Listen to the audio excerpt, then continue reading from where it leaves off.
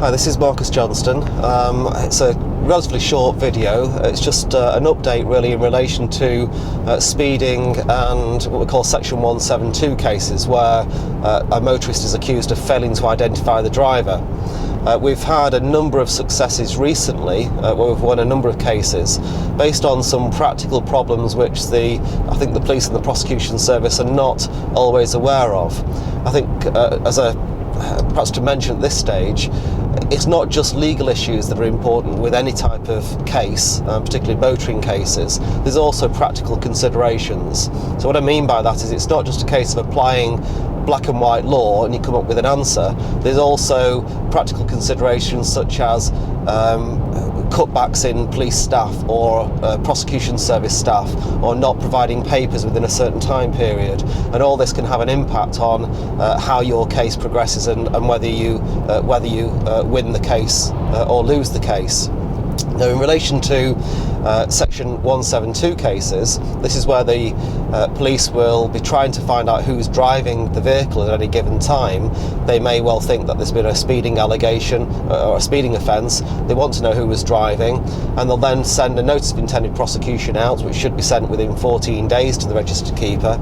And once they receive notice of the person driving, they'll then issue a notice of a requirement to identify the driver, a Section 172 notice.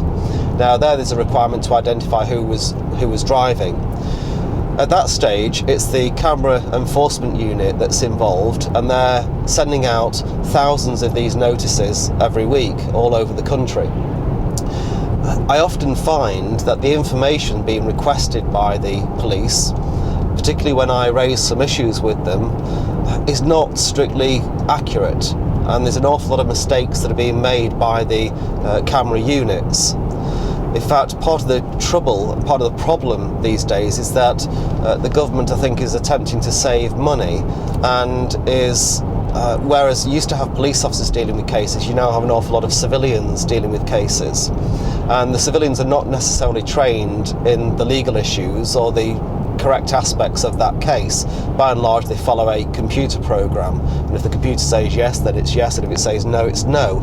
Everything's black and white with them. But of course, the law is not always black and white. There's a lot of greys, and if the police write and say, tell us who was driving, but for example, you're not entirely sure who was driving, then I would normally write to the police and raise certain issues with them about the accuracy of the information being requested, raise the issues about what precisely Section 172 does say, also what the defence of reasonable diligence is about, and try to get the police to correspond with me to explain and to confirm precisely your obligations. And that's where I find the police and the camera unit go wrong, because I receive letters on a fairly regular basis which by and large just do not make any sense, and it's completely wrong information and misleading information there. The camera unit, if you ever try to telephone them, it's virtually impossible.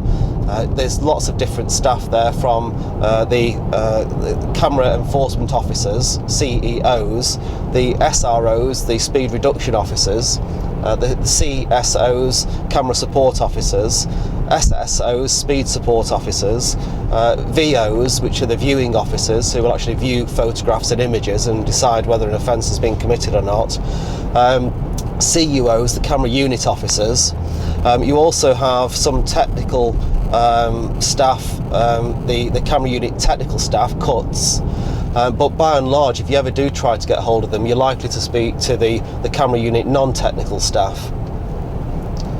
Now, when you receive the notice through, first thing to check is the actual date on the notice as to when you're alleged to have committed the offence.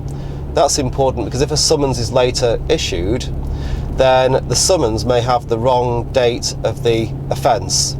This is something that's happening time and time again. There's been recent case law on this, where you have to be given a full 28-day time period plus postage days, which is normally 2 days. And so if on the summons, if you receive a summons, the alleged offence of Section 172, failing to ID the driver, if it doesn't allow a clear, usually 30 days, in which for you to have responded, then the case against you should fail.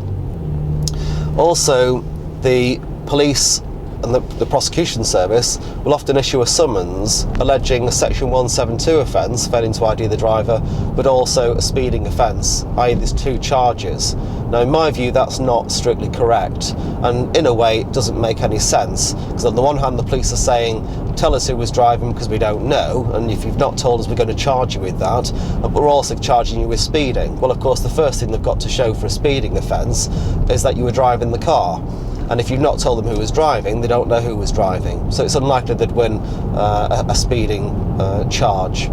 So defending both of those cases is very important. And it's likely that one of them would be dropped in any event. Normally the speeding charge would be dropped, and you can then go and defend the failing to identify the driver charge. Equally, if you were prepared to accept the speeding charge, they may well drop the section 172 charge. But these are all matters that should be taken up with the prosecution service, because of course you don't want to go to court, just plead guilty to it, and end up with convictions for both speeding and failing to identify the driver, which has happened, not in my cases, I hasten to add, but I've been in court where other people that perhaps have gone on their own have been convicted, and it's annoying and frustrating to see that happening to people when it shouldn't happen. So check everything properly, go through it, see exactly what's gone on. The explanation given by the police again needs to be looked at very carefully. There's mistakes that can be made there, as well as an explanation given by the prosecution service. Again, you may be dealing with a prosecution officer, often a non-lawyer, a non-solicitor, who may or may not know the law properly. And then lastly, on the speeding issues, if you are charged with a speeding offence, something that's been happening more and more recently is that motorists caught with laser cameras, usually the LTI 2020 devices,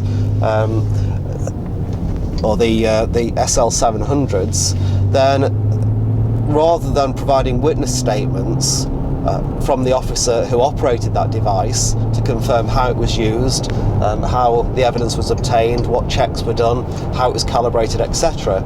What the police are often doing now is simply signing off what they call a Section 20 certificate. Now, this certificate is often used with unmanned cameras, and it basically says, believe me, everything's okay, we've looked at the images, and to the best of our knowledge the camera was working properly, therefore please convict. Well, that's not, in my view, correct to use for a laser case, because with a laser case you've actually got a real live person that's been operating the device. And in cases that we've had, in fact we had one just recently, where a Section 20 certificate was used when it was a laser case, then that was dropped when it got to court. They didn't have the officer in court because the idea of a Section 20 is it tries to bypass officers having to attend court.